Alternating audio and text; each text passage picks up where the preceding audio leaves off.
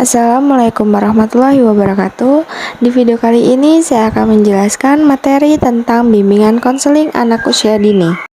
Yang pertama ada pengertian bimbingan konseling. Pengertian bimbingan proses pemberian bantuan atau psikologis dari konselor kepada konseli, baik secara langsung maupun tidak langsung, baik individu maupun kelompok, untuk membantu mengoptimalkan perkembangan individu. Sedangkan pengertian konseling, proses pemberian bantuan atau psikologis dari konselor kepada konseli secara langsung untuk membantu mengoptimalkan perkembangan individu. Tujuan BK yang pertama, mengembangkan diri secara optimal sesuai tahap perkembangan dirinya.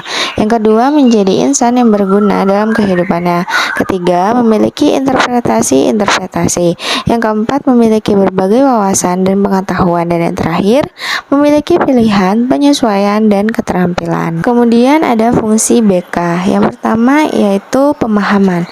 Kedua ada pencegahan. Ketiga pengentasan. Keempat pemeliharaan. Dan yang terakhir, yang kelima, pengembangan. Selanjutnya landasan BK. Yang pertama adalah landasan filosofis. Yang kedua landasan historis. Yang ketiga landasan religius. Yang keempat landasan psikologi. Yang kelima landasan sosial budaya. Yang keenam landasan ilmu pengetahuan dan teknologi. Yang ketujuh ada landasan pedagogi. Kemudian prinsip-prinsip BK. Prinsip-prinsip BK ini ada dua. Yang pertama ada prinsip umum dan yang kedua prinsip khusus. Prinsip umum, bimbingan harus berpusat pada individu yang dibimbingnya. Bimbingan berkenaan dengan sikap dan tingkah laku individu. Upaya pemberian bantuan harus dilakukan secara fleksibel. Pemberian bantuan sesuaikan dengan kebutuhan individu yang dibimbing. Sedangkan prinsip khusus yaitu pelayanan bimbingan dan konseling harus diberikan kepada semua siswa. Program pemberian BK harus berpusat pada siswa. Terus ada kriteria untuk mengatur prioritas pelayanan BK kepada individu. Keputusan akhir dalam proses BK dibentuk oleh siswa sendiri. Asas-asas BK. Di sini ada 12 asas BK yang perlu kita pelajari atau ketahui. Yang pertama ada asas kerahasiaan. Yang kedua, asas kesukarelaan. Yang ketiga, asas keterbukaan. Keempat, asas kekinian. Kelima, asas kemandirian. Keenam, asas kegiatan. Ketujuh, asas kedinamisan. Kedelapan, asas keterpaduan. 9, asas kenormatifan. 10, asas keahlian. 11, asas alih tangan. Dan yang terakhir, asas tuturi handayani. Layanan-layanan BK di sini ada 9 layanan. Ada layanan orientasi, layanan informasi, layanan penempatan atau penyaluran, layanan penguasaan konten, konseling individual, layanan bimbingan kelompok, layanan konseling kelompok, layanan mediasi, dan layanan konsultasi. Kegiatan pendukung BK dibagi menjadi 3. Yang pertama ada konferensi kasus, kedua kunjungan rumah, dan yang ketiga alih tangan. Yang pertama konferensi kasus, yaitu diselenggarakan untuk membicarakan suatu kasus di sekolah, biasanya membantu permasalahan yang dialami oleh seorang siswa.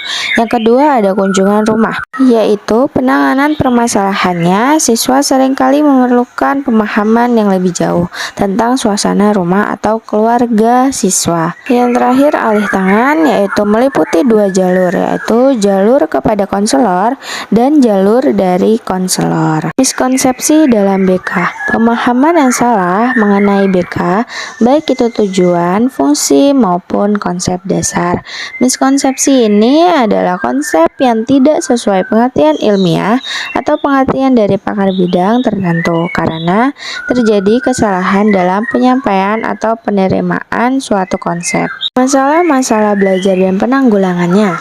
Macam-macam masalah belajar itu yang pertama ada learning disorder atau kekacauan belajar, kedua learning dysfunction, yang ketiga underachiever, keempat slow learning atau lambat belajar, kelima learning disabilities atau ketidakmampuan belajar.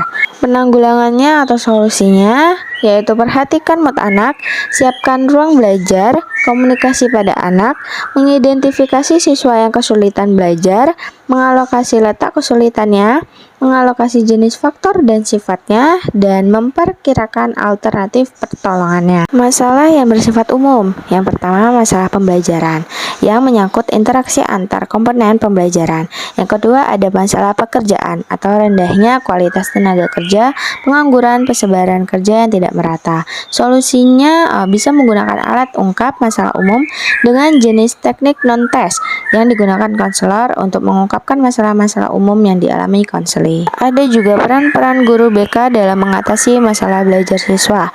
Peran-peran guru BK yang pertama, bertanggung jawab tentang keseluruhan pelaksanaan layanan konseling di sekolah.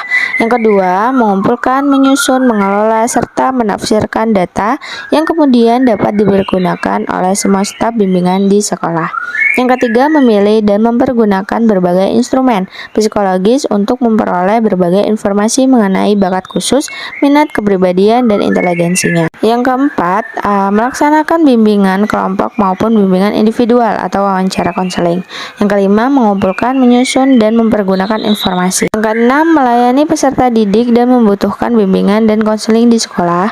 Yang terakhir, melayani orang tua wali peserta didik yang ingin mengadakan konsultasi tentang anak-anaknya. Menurut Motondang, mengatasi masalah belajar siswa itu yang pertama, siswa lebih termotivasi dan terarah dalam belajar.